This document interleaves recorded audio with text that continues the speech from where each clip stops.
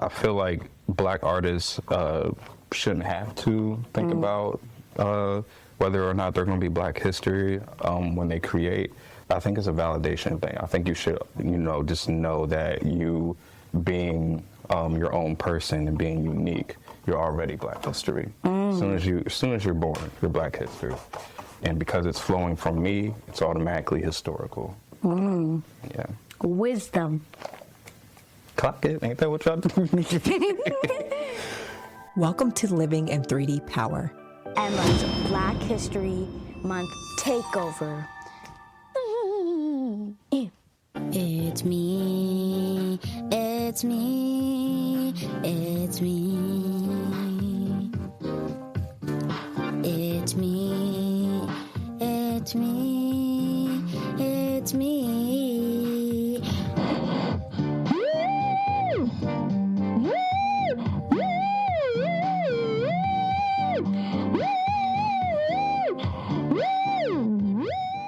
Hey, it's me, Emma. Welcome back to Living in 3D Power, and today we have a special guest, King Prolifik. And you may be wondering why we're not in our usual setup and there's a painting behind us. Because we're gonna be painting while we are talking.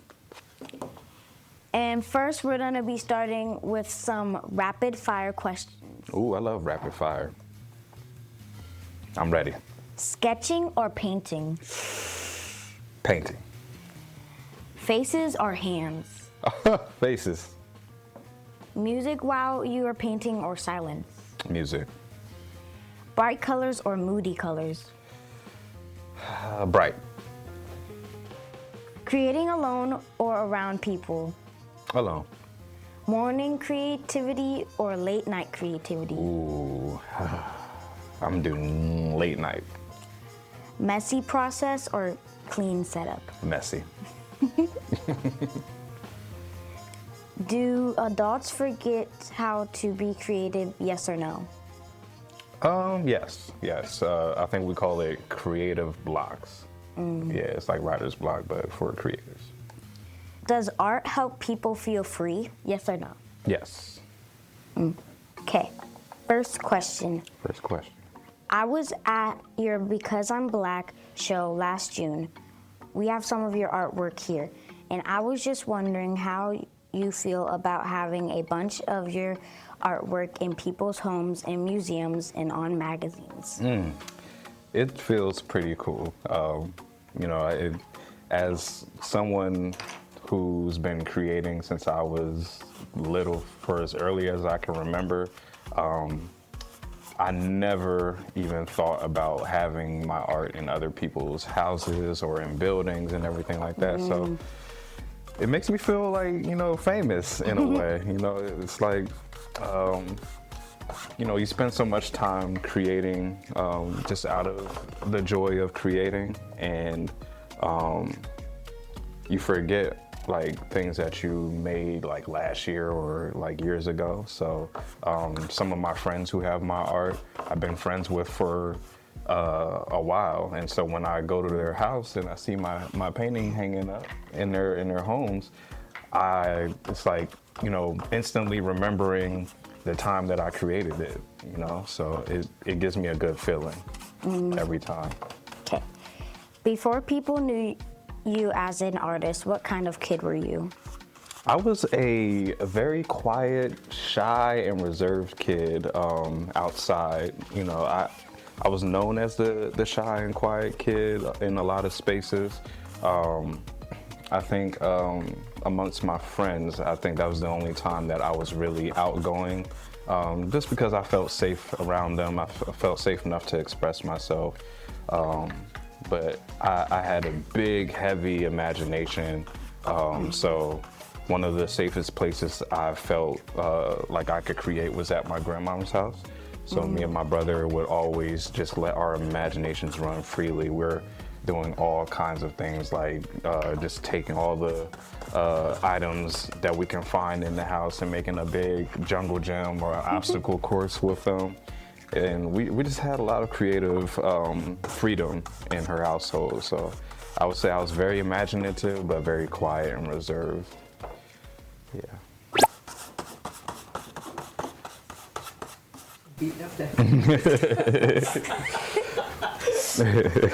I'm running out of light gray. When you were my age, what did you love creating just for fun? One of my favorite things to create was cartoon characters. That was one of the pieces of art that I consumed a lot. You know, I watched a lot of Looney Tunes, Nickelodeon. Looney Tunes. Yeah, Looney Tunes. It's quite old. It's a quite old. It's not that old. It is. It's centuries old. It's older than your mother. So yeah, but no. Fingers are dirty. They're supposed to be dirty. Yeah, if they're not dirty, you're not doing it right. But another thing that I did too with my brother was we created our own like superhero characters. Oh. Like comic book characters. So we would like draw somebody we thought was cool. It could be like Squid Man or something like that. And then underneath the picture that we drew of them, we will list their special abilities, their powers. So kind of like a comic. Exactly. Yeah. What do you like to draw? I like to draw like fictional characters and like people. So we're in the same boat. Yeah, I think it's nice to do that, especially like at an early age, because it lets you explore your your skills as an artist, but it also gives you a chance to just be imaginative and create your own thing without any rules or anything like that. Yeah. Yeah. That's what I like about drawing. Yeah, it's really fun. That makes it a very beautiful experience. Okay, on to the next few questions. Come on now. I say adults become robots because they forget how to have fun. Do you think that's true? I do. I think, when we grow up, we often lose sight of the things that give us the most joy because we feel like we have to do so much that we're responsible for. We have to, pay bills. We have to do all the adult things. And so there's a balance between upholding your responsibilities while also making sure that you create enough moments where you can actually laugh and smile and, just have fun. Yeah. And I think art is that for most adults. So whenever I have adult classes, art classes, or teach adult art classes, that's the first thing I really see because, all the adults that come are tapping back into their childlike essence again. And that's a beautiful thing to witness. Yes. Okay. Was there ever a time you felt yourself starting to lose your creativity? Oh, yeah. Oftentimes, when I've created a series of work, after I feel like a series is done, I'll have a show for it, an exhibition, and, I sit with that art for a while. If it doesn't sell, it just stays in my house, and I get to see it on my walls every day and everything like that. So I'm often in this mode of all right, what's next? The artists always ask themselves all right, what am I going to create next? And sometimes that creates a lot of pressure for artists.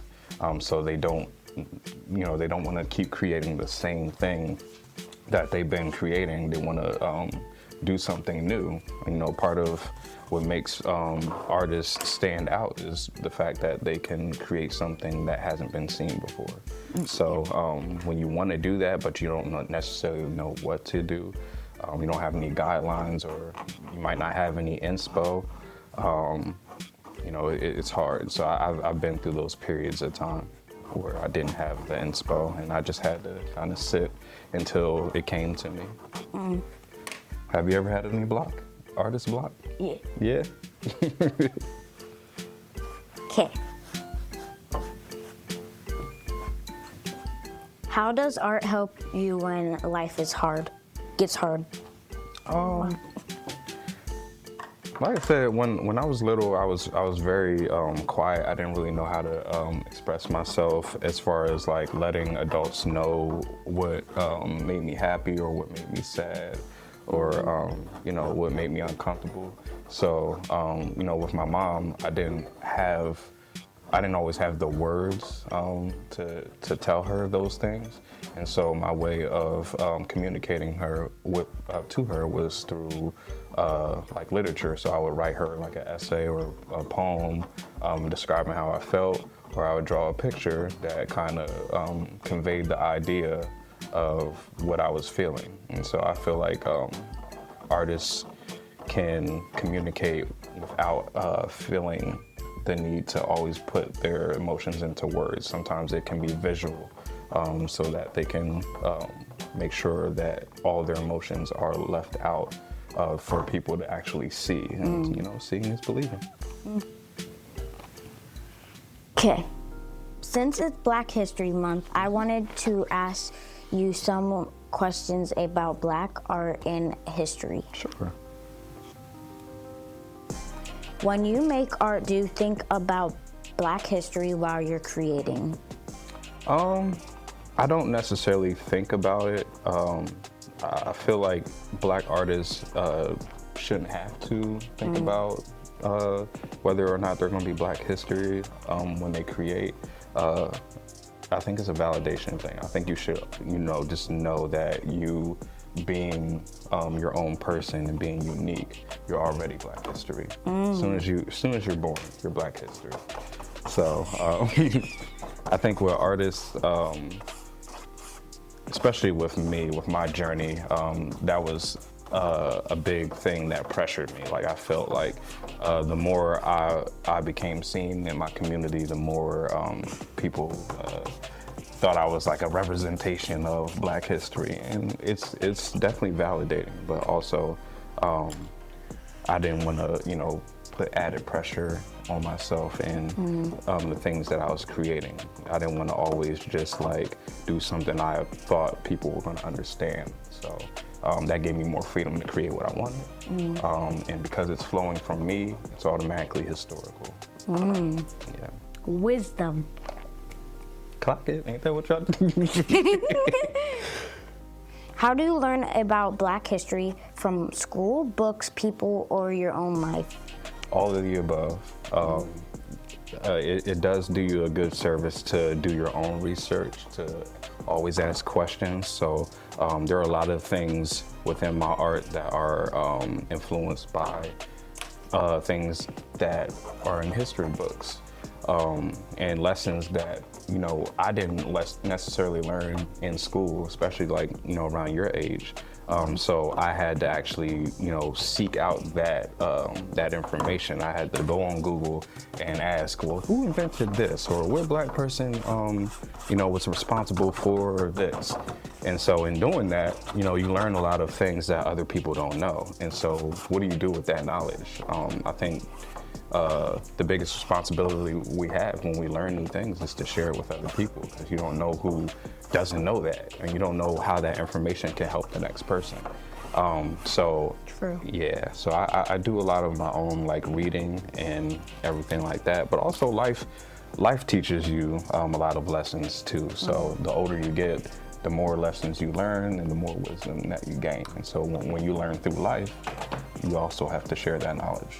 You know, your parents have been through things that you're probably going to experience as you grow older, and so it's their responsibility to you know, share that knowledge with you so that you don't run into the same difficulties that they did.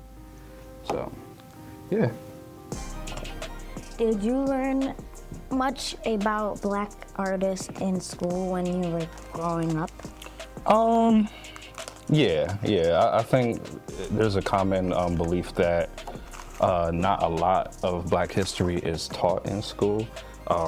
And I mean, there's a lot of truth to that. You know, a lot of schools try to cram Black history into Black History Month, and so after February, you don't learn as many lessons as you did during Black History Month, and so that's something that still needs to be addressed.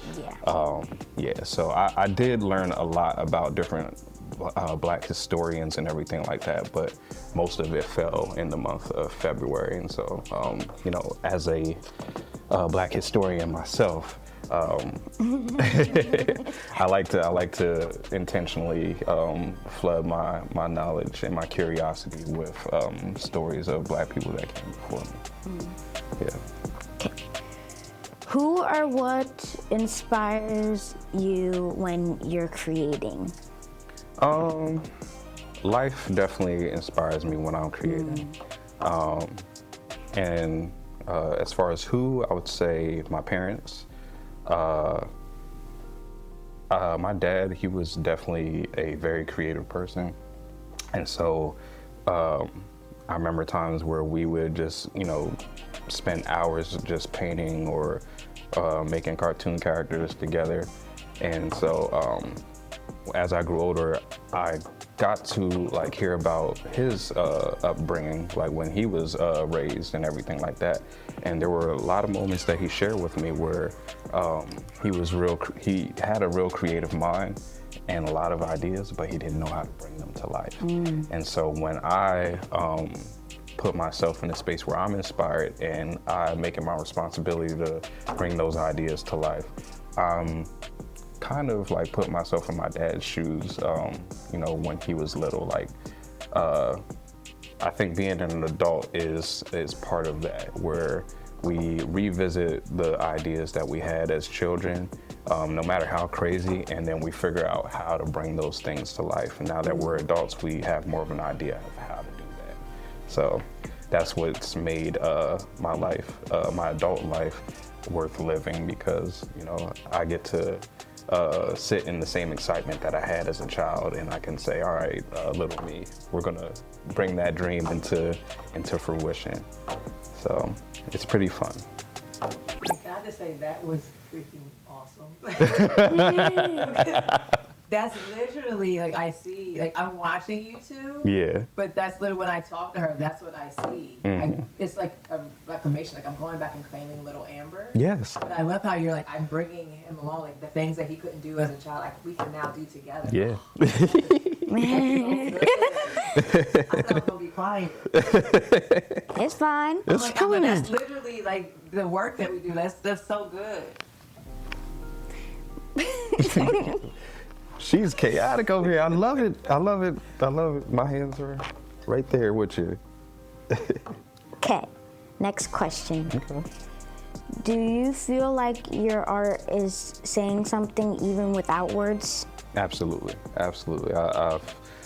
Like I said, I communicate a lot of emotion through the things that I create, like the piece behind us. That was one piece of a whole series that I did called Because I'm Black. And I made that series because one of the biggest things that's taken place within the Black community is you know, we've been forced to believe that we don't have access to our emotions.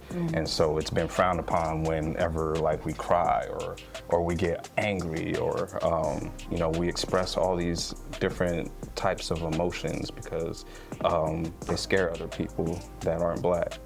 And so you know, I wanted to reclaim our emotions, and I wanted to give us permission to actually sit in our emotions, and I wanted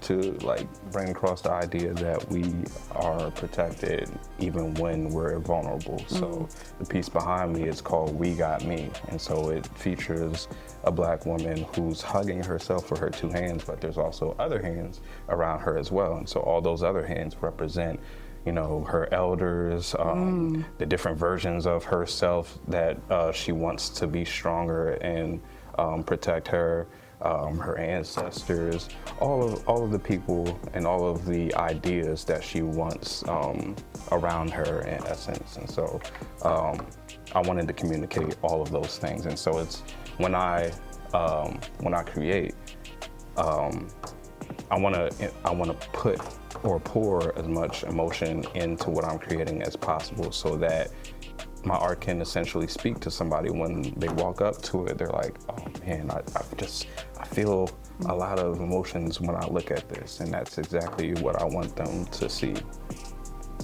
Okay. What do you hope kids like me learn about Black history from art? From art, I would say there's one word that comes to mind, and that's resistance. So, resistance has been a theme in Black history. So, with any type of black elder or historian that has come before us, especially the ones that you learn about in Black History Month. There was resistance in their living. Like there's when you look at different artists that came before me, a lot of that art was necessary because it was their way of resisting being marginalized. And when you're marginalized, it's basically when you feel like you can't tell your story, and someone else who doesn't know your story wants to tell it for you. And then when they tell it for you, it's a false representation of what your story actually is. And so it's important for us to always make sure that we're the authors of our own books, and I feel like I'm an illustrator in that book. And I think it's my responsibility to not only make sure that we're represented through, visual art, but our stories are represented too, and our stories don't die. So resistance is, protecting from invasion, protecting from persecution, protecting from, all of the things that we've seen as a threat to our existence.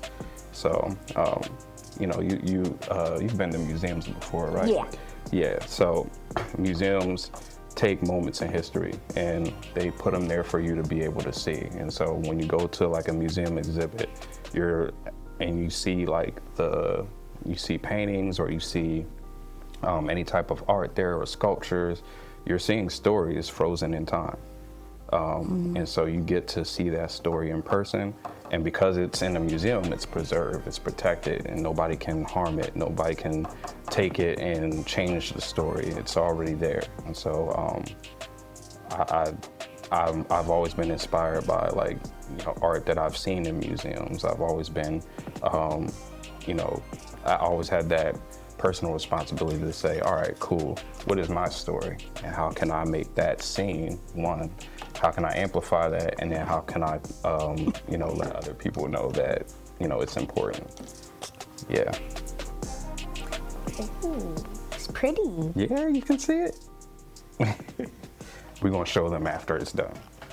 I like yours too. It's beautiful. I painted with you this summer on one big canvas with other people. Why was that important to you? Oh yeah, that was a big thing. Community is very important to me. I think my idea of being Black is not just one thing, and so one of those ideas of being Black is being able to going back to our stories. A lot of us have some similar experiences, and that's what keeps us connected. So when you tell me that you went to some type of location, like the store or something like that, and you felt that you weren't safe, when you tell me that, I might have a story that is similar to that. Like, oh yeah, I was just at this other store and I didn't feel quite safe there either. And so when we share those stories with each other, that keeps us connected. And so then, because we know that we have similar experiences, then that creates a moment where we can be like, all right, well, how do we make an environment that feels safe for us? And so that's kind of what our elders have done in history. Like the Black Panthers, they were a group of people that did that knew that Black people who didn't feel safe was not just in one state or one city, it was throughout the whole nation. It was throughout the whole world. And then once they found that out, they were like, all right, it's not just Black people too. It's women that also don't feel safe in different spaces. So we have to advocate for them too. So I think just like being able to understand the stories that exist between all of us. It helps us to be able to create a safer world for each other. Yeah. Okay, next question. What happens when artists don't compete with each other and work together? I mean, this goes back to the community thing. Like having people involved with each other, it creates big things. Like when you and I are able to work together without, competing, or without like there being judgment or any type of like harsh like critiques or anything like that. When I ask you to come into my space and all I want you to do is just be yourself. I want you to, have the same joy that you have by yourself with me. That's a big thing. It makes you, that's a lot of gold. That came right out. I'm gonna use some of that gold. Can I use some of that? Yes. Okay, I'm gonna use some of that. That came right out. Oh my. That's fine. But yeah, so I think it's important for artists to be able to find a common ground where they can collaborate with each other, because you might see something in yourself that you didn't see when you were by yourself, if that makes sense. So I've collaborated with multiple artists before, and to be around different artists, you get to see like how different you guys are, but you get to see how like the different things that you do make sense with somebody else's work as well. So I think that's a powerful thing too. Have you ever painted with somebody before? No. No? I mean, other than me. You helped out. You got more paint on your arm than you do on the canvas. Is this a body painting session? It's abstract. That's fine. I think that could be a thing where like every canvas you paint, you paint on yourself a little bit so you can match your canvas. That might be cool. That reminds me, there's a question or something that he said during his exhibition where he talked about treating yourself like art. Mm-hmm. So when you say Yeah. stuff like that, just reminded me of we should be treating our bodies like art. Absolutely. And she definitely is. Elbow, arm, hand. Okay, next question. Okay. You're part of Speak to My Soul, and I'm going to interview you, Avita and Keisha too. Ooh. What does being in a Black artist community mean to you? Oh man, I didn't understand what it meant until we became friends for like years. So I think it's really important to have like people, like good friends that that you're aligned with. And so when I say alignment, I mean like, you understand things that make you comfortable and things that make you feel safe. And so when you meet other people who share those same values, it's easy to exist with them. It's easy to be in the same rooms as them. And so the beautiful part about my friends, my creative friends, is that one, we understand that we're all creatives. And so in that, we're like, all right, well, because we're creatives, here's the things that we don't like and we like as creatives. And so we automatically create a safe space for each other to do our thing. So they know that I paint and I know that they do all types of things as well. And so we're like, all right, cool, let's create a situation where we can collaborate with each other. And so, yeah, that's what makes it feel good. Do you have friends that paint? No. No? I have friends Well, that you do now. Anytime you feel like painting, I'll definitely come over and paint with you. Yay. Yeah. Okay. What do you hope people feel when they walk into a space full of Black art and Black voices? I want them to be inspired. I want them to feel like they've experienced something that they've seen before. And at the same time, I want them to feel like they've experienced something that they've never seen before. And I think you can experience both things at the same time. And I think that's what my work kind of represents. It's like, it's telling our stories in a way where, you know, people from my community who have experienced certain things that I've experienced, they can feel that connection to my artwork, but also because it's my artwork, they've never seen nothing like it before. So it's something new and something familiar all at once.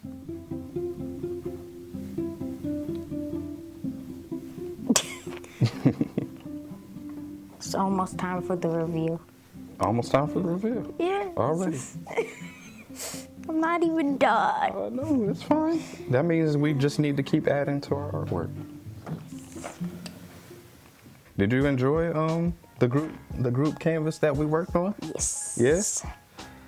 Have you done that before or no? No. No. That was a big canvas that we painted on. Yeah.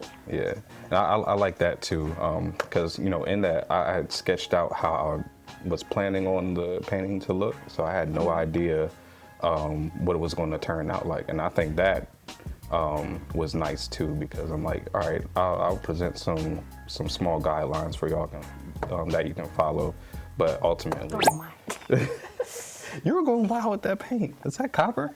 It's copper. Yes. It looks really beautiful. I can't wait for people to see it. But yeah, I like doing group projects like that too, because you're giving everybody the creative freedom to do whatever. You're not like telling them like they have to do this a certain way or they have to use a certain color. So I like that. When you invite the community out to do that, you know, you're meeting a lot of people that don't get a lot of freedom in their day-to-day lives to be expressive. So they get to really go crazy for that one time. Do you have a favorite medium? There's no paint in that. Or is it? Oh, yeah, we it's got it. kind of chunky. What's medium? So medium is like whatever you use to create art. So the medium that we're using now is paint. Another medium can be digital art. I like doing digital art and Yeah. like pencil and like pen and stuff. I've seen your digital art. I love it. It looks beautiful. It's very inspiring. I like the fact that you represent Black people in your art too. Thank you. Yeah. Do you have a favorite thing you like to create? I like to draw like fictional creatures. Fictional creatures, okay. What was the last fictional creature you drew? Do you remember? Frankenstein. Frankenstein. Okay. I like Frankenstein. That's the guy with the square head, right? He got the bolts on his neck. Yes. Yeah, I love Frankenstein. I like Dracula though. No, I'm a Dracula fan. I like the vampires. Me too. I drew a vampire too. Okay.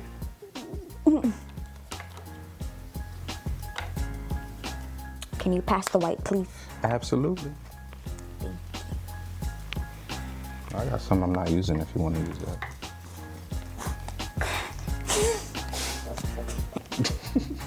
There we you go.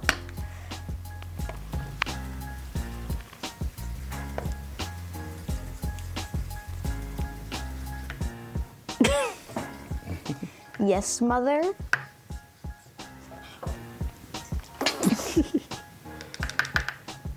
Could you see yourself ever having like an art show? Probably. Yeah. I think it would go very well. There's other types of like art that you can probably get into. Have you ever done poetry? Yes. Yeah. Okay. In You- my class. Nice. I like poems. I like poetry. One of my friends that you plan on interviewing is a spoken word artist, Avita. She actually made this shirt. Ah. Black and educated. Yeah.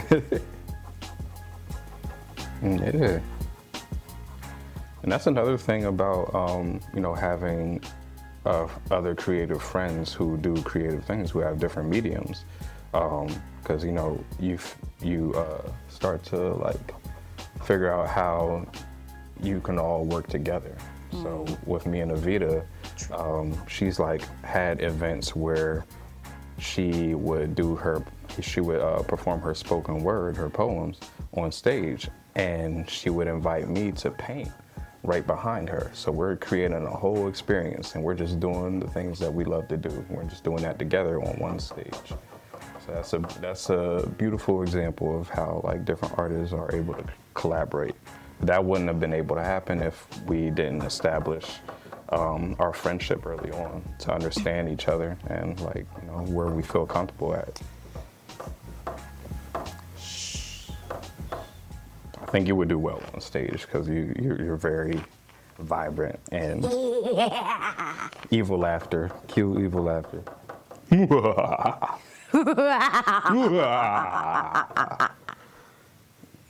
I love a good evil laughter.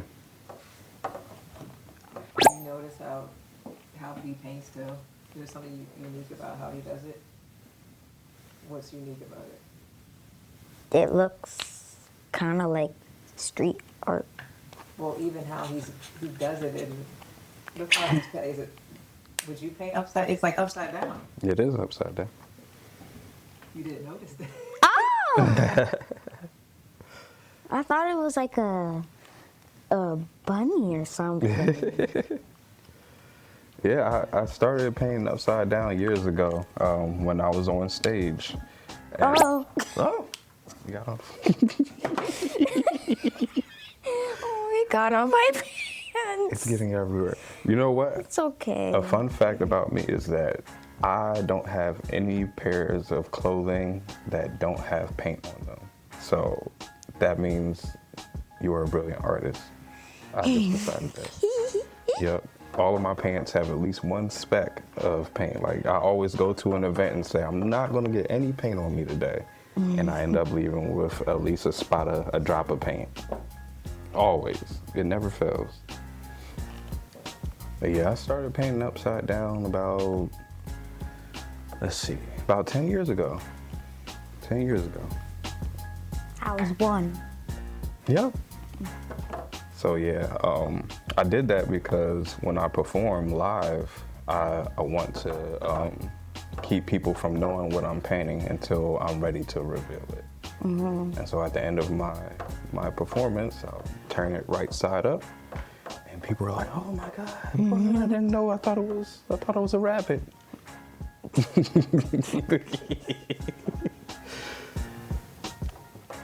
seen him do live painting, right? Yes. What does he incorporate in his live? Fire. Yes, and that was another element that I incorporated into my painting, because when I was thinking about the painting that I do live, I'm like, all right, not only do I want people to not know what I'm painting until it's done, but I also want to make them feel like surprised. I want them to feel shocked. So I was like, what can I involve in my painting that, would grab people's attention? And fire was the first thing that came to mind. Mm-hmm. So I started doing that. And I was inspired by other artists who use fire in their work too. I'm done. That looks like a nice completed painting. That looks beautiful. Wait, I gotta add one more thing. One more thing, and I'm gonna add one more thing too, and then we're gonna show it together.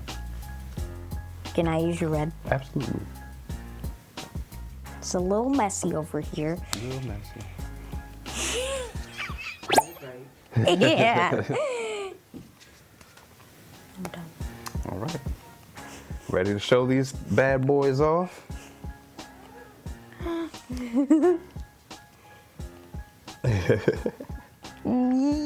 So one responsibility of artists is you gotta be able to put a title on your painting. So what would you call your painting? This one is called We Got Me. What would you call it? How does it make you feel? I don't know.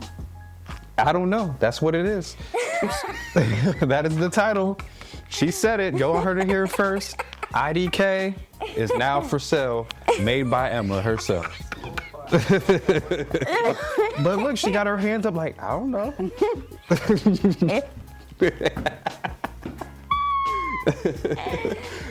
Perfect. That's a perfect title. She's a genius, y'all.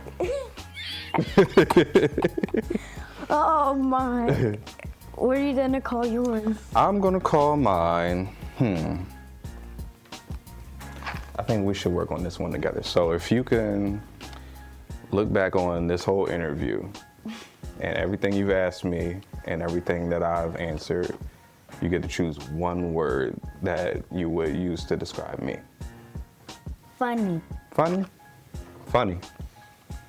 Funny. Sometimes you're so royal and your greatness is so loud that you just gotta sit there and laugh like, dang, I'm so amazing that it's funny. Boom. And I made this to look like Emma. Oh. So this is gonna be my gift to you. You get to hang it up wherever you want to. Oh. And just let this be a beautiful reminder. Yours. Oh, I get this too. Oh. Artist, trade, exchange, because we're both valuable and we just exchange equal value amongst each other. So, boom. I got I don't know, and she got funny. It's funny that I don't know how great this just went for both. Poem coming out of that. Yeah, I mean, a bar in there. Well, thank you so much for getting messy with me. I'm glad that we got to share a space with each other. I'm glad I got a new painting, and I need you to sign it for me. That's another responsibility. You can sign it right there for me. My first I'm signature. gonna sign yours too. Oh, your artwork, yeah. Yeah. I'm gonna use the brown. That's what makes it official. Boom. It's official. You have a King Prolifik original, and I have a Emma original to take home and show off. Not for sale, y'all. I got it. This is really beautiful. Messy hands. Messy hands. That could have been the title for it. True. Messy hands. I do all this work that my hands are messy. One thing about the mask. Mm-hmm. Oh, I got my white socks dirty. If you ain't messy, it ain't right. I do want you to mention Oh, the mag. Oh, the magazines. All right, yeah. This is some of his artwork Yeah. on the magazine. I don't know where you can get it though. Here. Every location, every distribution location listed under thebergnews.com. If you go up to the left-hand tab and click it, it'll say distribution locations. You can check. They have over 500 distribution locations located all around Central PA. So you can find these on every newsstand. They free, allegedly. Are they free? They free. Grab you a stack. Grab an extra one from me just in case I lose mine. But yeah, they here. This was a piece that I did 2 years ago. It was a part of an entire series. The original piece sold. It's actually located in Maryland. But yeah, I will make prints available at prolificasf.bigcartel.com. And you know what? Once I get them printed, I got you with a print too. So you'll get one of these as well. Dirty hands. Clock the dirty hands. some chicken nugget wisdom. So thinking about all that you discussed today, all those nuggets that King Prolifik dropped. He is a nugget. But think back. I know you were like in your flow state. I am a nugget. I don't know. Think about I know. all the things that you said. You can think about it. You know. I think when he was talking about how he grew up and he was like drawing and stuff, and like that's pretty much what I do. I think that was a chicken nugget. Yeah. I love chicken nuggets. a big thing for me was there were a lot of spaces that I didn't think I could see my art hanging in, like, you know, the courthouse or like a big office building. You know, people that work for those buildings are reaching out to me and asking like, oh, can we get some of your artwork to hang up? And I'm like, okay. But it, you know, that makes me feel special. Nikes. Oh no, not the whites. But yeah, it makes me feel special because I decided that my art was important enough to create, and therefore it should be important enough to be in any room. Period. That's the chicken nuggets. No barbecue sauce. Honey mustard and ranch. She knows what she's talking about. She knows what she's talking about. Honey mustard and ranch. Let's have that in common. That, you know, you can have your work wherever you want. You believe it. You decide it. You made the decision. You can let someone make it for you. Mm-hmm. Clock that. Clock it. And you can close this out however you want to close out. Remember that last question? And that might have been. Do you have one more question on there? I don't want to dirty my phone. It's fine. What do you want kids like me to remember? I want you to remember that you are always important because you exist, not for what you can do. Because you're your own person, you belong here, you should be here, and so as long as you're living your life in a way that doesn't come at the expense of other people, and you're finding joy, and you're putting that first, and you're putting love and happiness first, you're doing the right thing. So, you matter, and you're dope. That's it. This has been another Messy Hands conversation. Great.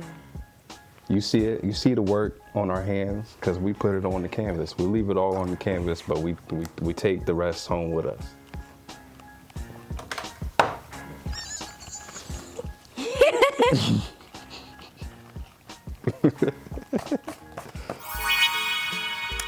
Hey, it's me again.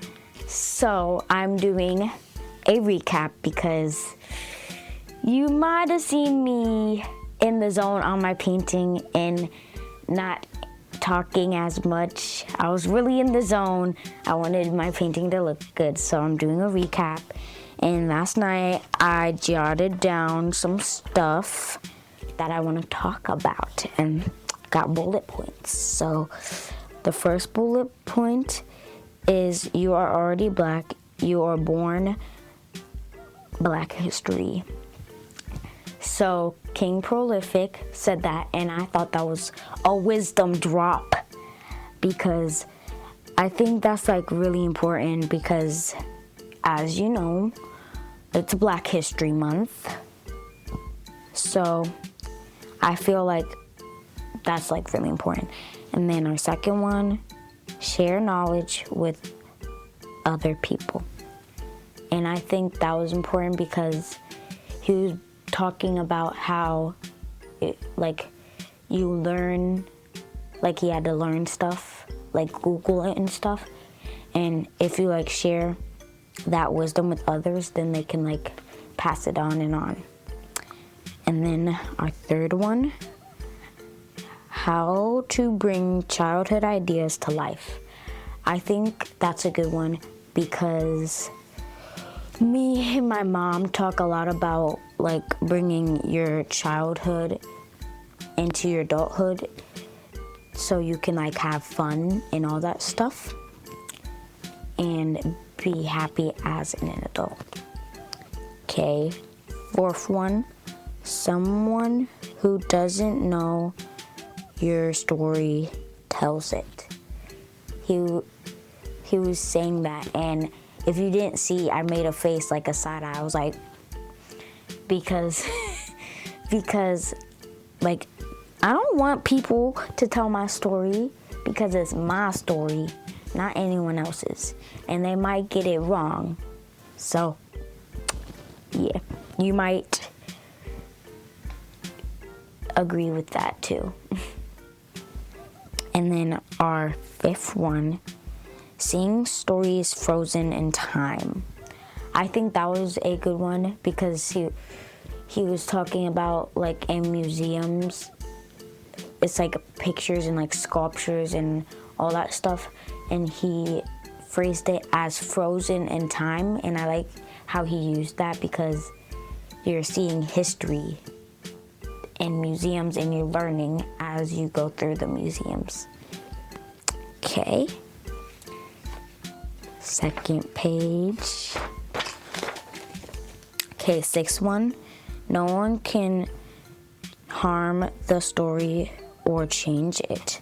That goes with the 5th one when I was talking about the museum and how it's like frozen in time. And he said that too. And I was like, that's good because, you know, you don't want anyone to harm it and no one can change it. And they're just telling the true story. Okay. When we share similar stories, we can connect. So he was talking about, he used the example like, I didn't feel safe in this store, and then he was like, when we have similar stories like that, we can connect. And I really like that because I feel like the more people connect, the more friends they get and the more community they have. Okay, so our last one, it's easy to exist with people with the same values. I think that's good because as like in the first season, we did like our values thing, and I feel like when you have like similar things, you can connect more with your community and with your friends and all the people. And I think that's really important because you really want to connect with people, not just be like, yeah, we're friends, but not have similar values. And I think that's very important. I hope you liked the interview. What was your favorite part of the interview, and what was your chicken nugget wisdom? Bye. I'm so glad you joined me and Mommy for this episode of Living in 3D Power. I hope you like it. Now do me a favor before you leave. Subscribe to our Substack and make sure you subscribe to wherever you listen to podcasts too. And hey, do me another favor. Share this episode with a friend or family member. If something we said made you laugh, made you smile, or you know it might mean something to them, just send it away. Okay, one more favor. That's a lot of favors, I know. Head over to the comments on our social media. Tell us what made you say, that's deep, bro. Because your words encourage other people and they encourage us too. See you next time.